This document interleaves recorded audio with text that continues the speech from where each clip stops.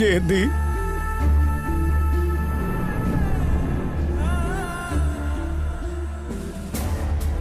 കണ്ടില്ലേ മോളെ, നിന്റെ ഭർത്താവും അനിയനും എന്തൊക്കെയാ പറഞ്ഞിട്ട് പോയെന്ന്. അഭിയും വസു ഇങ്ങോട്ട് വന്നാൽ അവർ വീട് വിട്ടു പോകുമെന്ന്. ഇവര് വേണോ അഭി വേണോ എന്ന് തീരുമാനമെടുക്കാൻ പറഞ്ഞിട്ടാ പോയെ.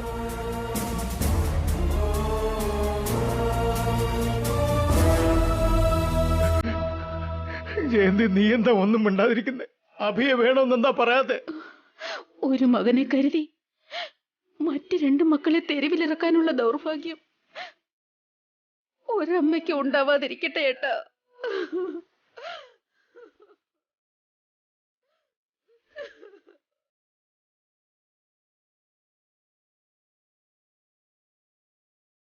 നിന്റെ അമ്മാവൻ പറയുന്നത് കേട്ടിട്ട് ഭാസ്കറും അഖിലും പഴയ പോലെ എങ്ങാനായി. അഭിയും കൂട്ടിക്കൊണ്ട് വരുന്നാ ഞാൻ വിചാരിച്ചേ. രണ്ടുപേരും നല്ല സ്ട്രോങ് ആ. അമ്മയെ അച്ഛനെ നന്നായിട്ട് കരയിപ്പിക്കുന്നുണ്ട്. ഇവിടെ ഇവര് കരയാണ്, അവിടെ അഭിയേട്ടനും വസുവേട്ടനും കരഞ്ഞോണ്ടിരിക്കുകയാണ്. വീട് കിട്ടാതെ റോഡിൽ അലഞ്ഞു തിരിഞ്ഞ് നടക്കുന്നുണ്ടാവും.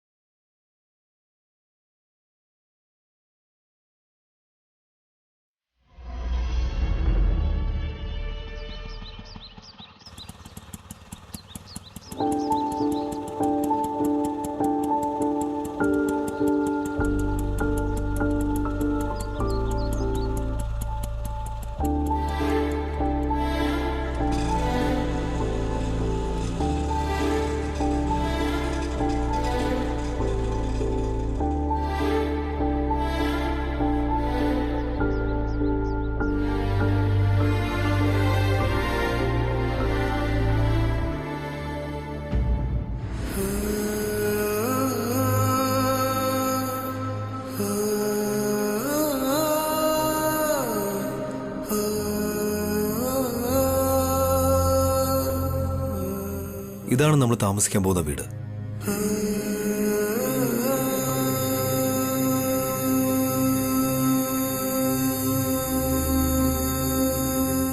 നമസ്കാരം ചേട്ടാ. നമസ്കാരം. നമസ്കാരം. നിങ്ങളാണോ ഞങ്ങളുടെ വീട്ടിൽ വാടകയ്ക്ക് വരുന്നത്? അതെ ചേട്ടാ. ബ്രോക്കർ എല്ലാ കാര്യങ്ങളും പറഞ്ഞല്ലോ അല്ലേ? റെന്റ് 15,000. എല്ലാ മാസവും 1-ാം തീയതി തന്നെ എത്തിക്കണം. ഇപ്പം 3 മാസത്തെ അഡ്വാൻസ് തരണം.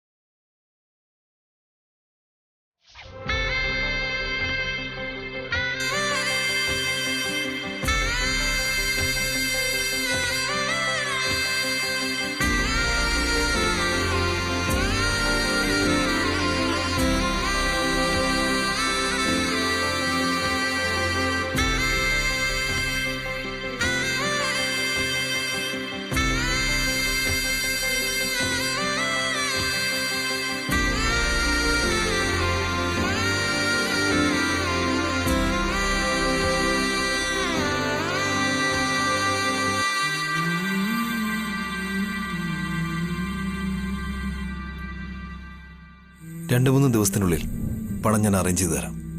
അതുവരേക്കും ഈ മോതിരം വെച്ചോളൂ പ്ലീസ്.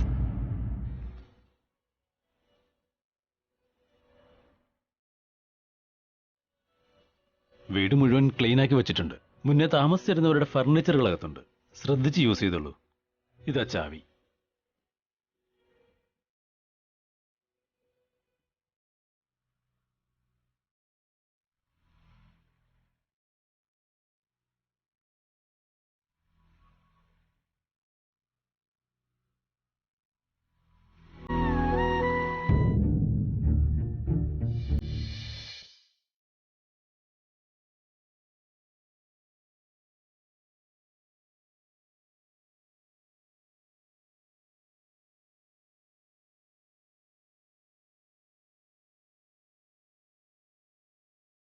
എന്താ അച്ഛാ വീട് ഇത്രയും ചെറുതായിരിക്കുന്നേ? അല്ല മോളെ, വീട് വളരെ നല്ല വീടാ.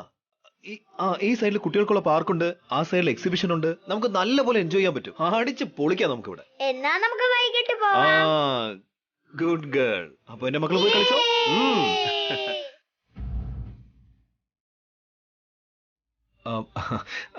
വസുന്ധര, വീട് നന്നായിട്ടുണ്ടല്ലേ?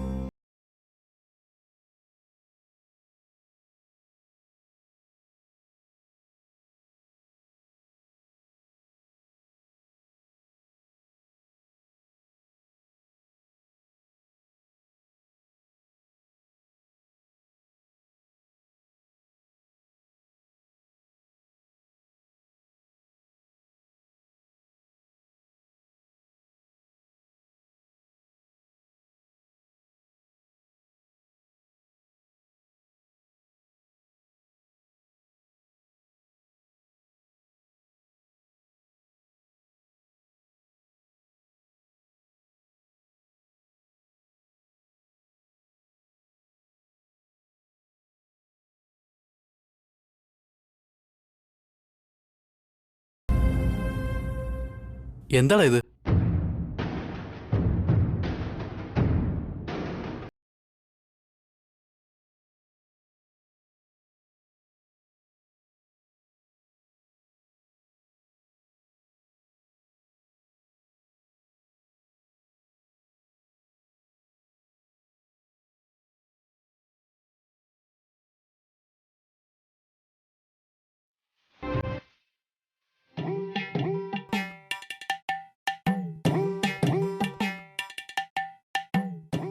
ഇതെന്ത് അവതാരമാടി? ഇളയറാണി അവതാരം. എന്റെ പേര് കാർത്തിക ദേവി. ഈ രാജ്യത്തിന് ഞാനാണ് ഇളയറാണി. ഇത് എന്റെ തോഴി.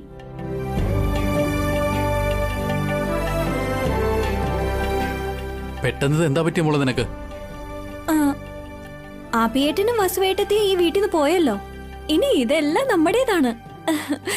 ഇനി ഒരു വലിയ തോഴി കൂടി എനിക്കുണ്ട്. ഇനി വലിയൊരു തോഴി കൂടിയോ?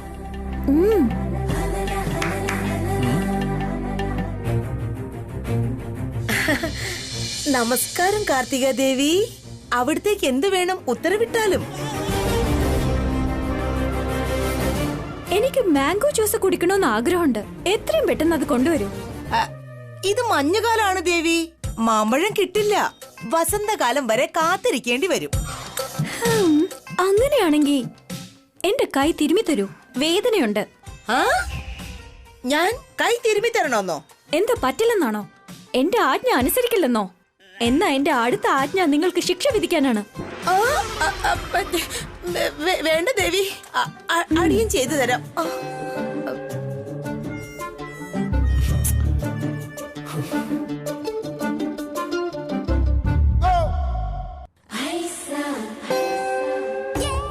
എന്താ ഇത്?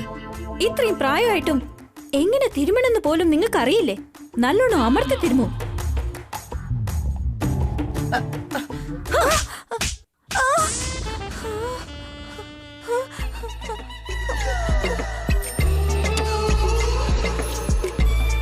എന്താ പ്രായമായ വലിയ തോഴി എന്റെ നേരെ കയ്യോങ്ങുന്നോ?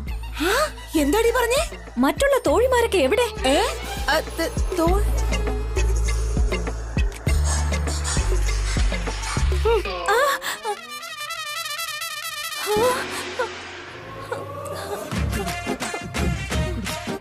എന്താടി ദിവാസ്വപ്നം കാണുക നീ?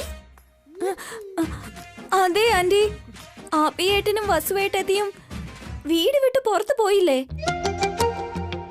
ഈ വീട്ടില് ഞാൻ ഇളയറാണിയാണെന്നും നിങ്ങൾ എന്റെ വലിയ തോഴിയാണെന്നും ഒരു മനോഹര സ്വപ്നം കണ്ടു.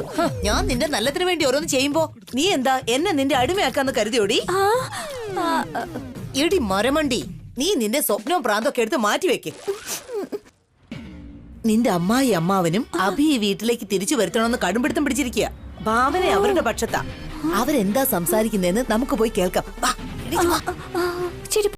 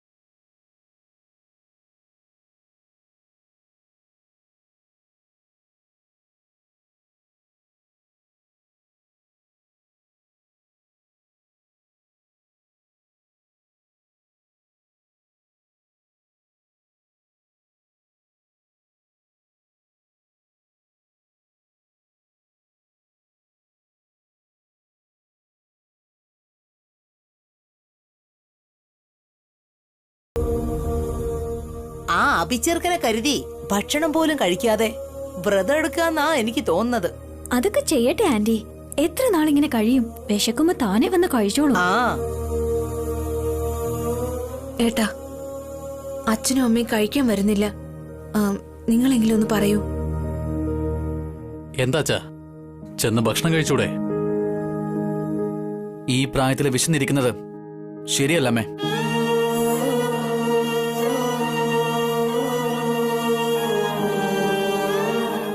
അഭി ആലോചിച്ച് വിഷമിച്ചിരിക്കുന്നതാ. നിങ്ങൾക്ക് നിങ്ങളുടെ തീരുമാനം മാറ്റിക്കൂടെ?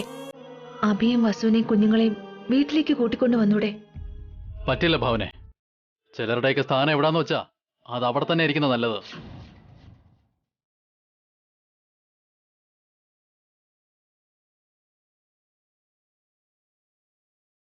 ഇത്രയും നാളും ഒരുമിച്ചായിരുന്നു.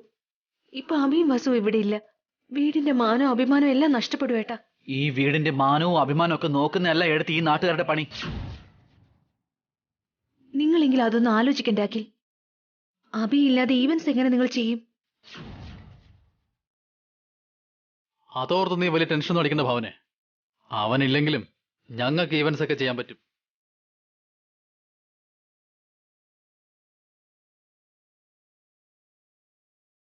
ഇൻഫാക്ട് അയാളെക്കാളും നന്നായിട്ട് ഞങ്ങൾ ചെയ്യും. സംസ്കൃതി ഈവൻസിന്റെ പേരും പെരുമയും ഇതിലും വലുതാകും. നമ്മുടെ സ്ഥാപനത്തെ ഇത്രയും വലിയൊരു നിലയിൽ എത്തിച്ചത് അഭിയല്ലേ അഖിൽ? ആദ്യം നീ അവനെ തലയേക്കറ്റി വയ്ക്കുന്ന നിർത്ത് ഭാവനെ. എന്താ ചെയ്യേണ്ടതെന്ന് ഞങ്ങൾക്കറിയാം. ആര് വിഷമിച്ചാലും ശരി, ഞങ്ങൾ ചെയ്യേണ്ട ഞങ്ങൾ ചെയ്യും.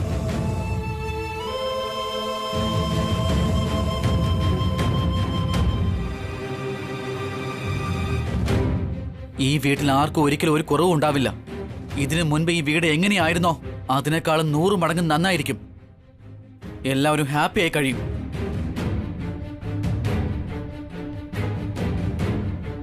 ഭാവനെ, ആഹാരം എടുത്ത് വയ്ക്കും.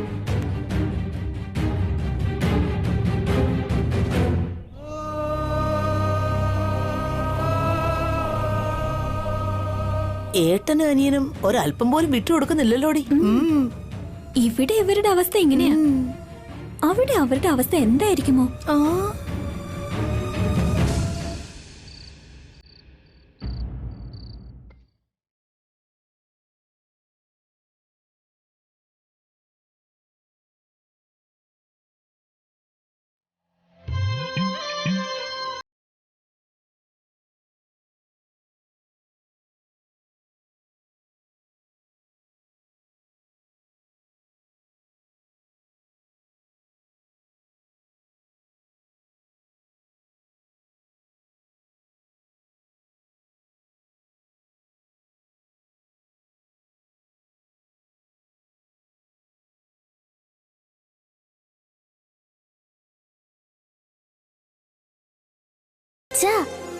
അമ്മ സമയത്തിന് ഭക്ഷണം കഴിക്കില്ലെന്ന് അറിയാവുന്നതുകൊണ്ട് ഞാൻ നേരത്തെ കഴിപ്പിച്ചായിരുന്നു. വെരി ഗുഡ് ഉണ്ണി.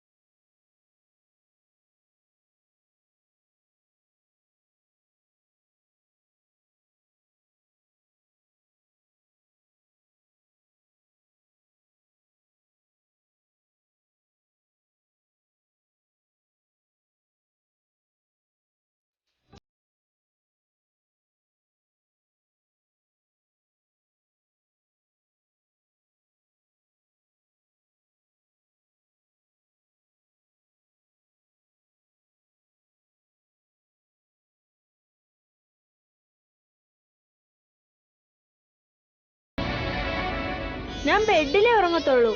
തറയിൽ കിടന്ന് ഉറക്കം വരില്ല.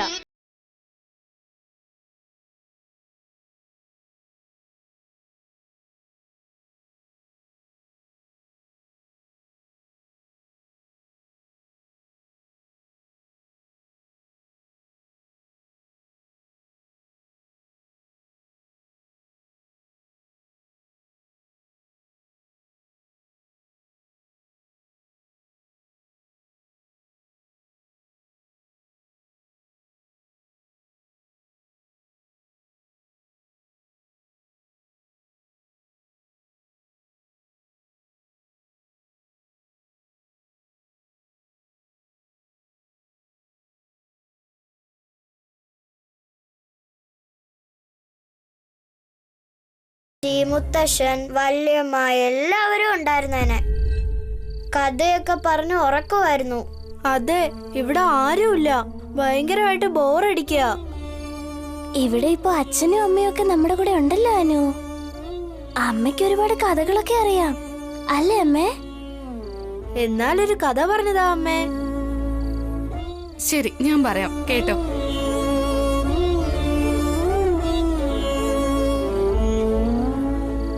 ഒരിടത്ത് ഒരു അയോധ്യ എന്നൊരു രാജ്യം ഉണ്ടായിരുന്നു. ആ രാജ്യത്തിലെ രാജാവാണ് ദശരഥ മഹാരാജാവ്. അദ്ദേഹത്തിന് രാമൻ എന്നൊരു സുന്ദരനായ മകനുണ്ടായിരുന്നു.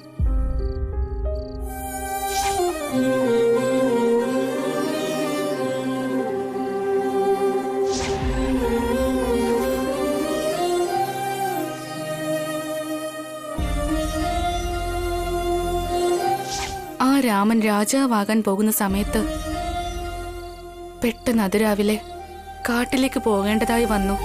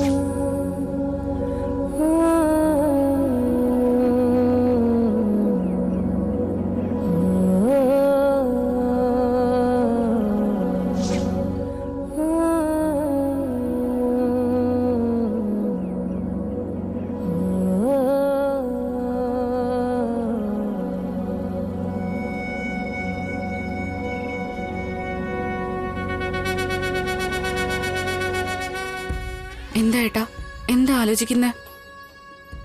ഒന്നുമില്ല വസുന്ധരെ. കുട്ടികൾ പറഞ്ഞത് കേട്ട് ഏട്ടന് ഫീലായോ?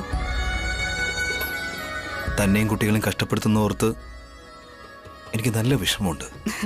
എനിക്കൊരു ബുദ്ധിമുട്ടും ഇല്ല ഏട്ടാ. കുട്ടികളാ ഒരുപാട് ബുദ്ധിമുട്ടുന്നത്. ജനിച്ചപ്പോ തൊട്ട് ഒരുപാട് സൗകര്യങ്ങളോടെ വളർന്നവരാ. പതിയെ പതിയെ ഈ വീടുമായിട്ട് അഡ്ജസ്റ്റ് ചെയ്തോളും. ഏട്ടൻ വെറുതെ വിഷമിക്കണ്ട. ഇല്ലടോ, കുട്ടികൾ ആഗ്രഹിക്കുന്നത് നമുക്ക് കൊടുക്കണം. നമ്മൾ കഷ്ടപ്പെടുന്നു എന്ന് വെച്ച് അവരുടെ ഇഷ്ടങ്ങളെ കണ്ടില്ലെന്ന് അടിക്കരുത്. നാളെ തന്നെ ഏതെങ്കിലും ജോലിക്ക് അപ്ലൈ ചെയ്യണം. ഏട്ടൻ എന്തിനാ ജോലിക്കൊക്കെ പോകുന്നേ? പിന്നെ നമുക്ക് കാശ് വേണ്ടേ? ഇവന്റ് ചെയ്യണം. എന്തിനാണെങ്കിലും പണം വേണമല്ലോ. ഏട്ടൻ വിചാരിക്കുകയാണെങ്കിൽ എല്ലാ സൗകര്യങ്ങളും ഏട്ടന്റെ കയ്യിലെത്തും.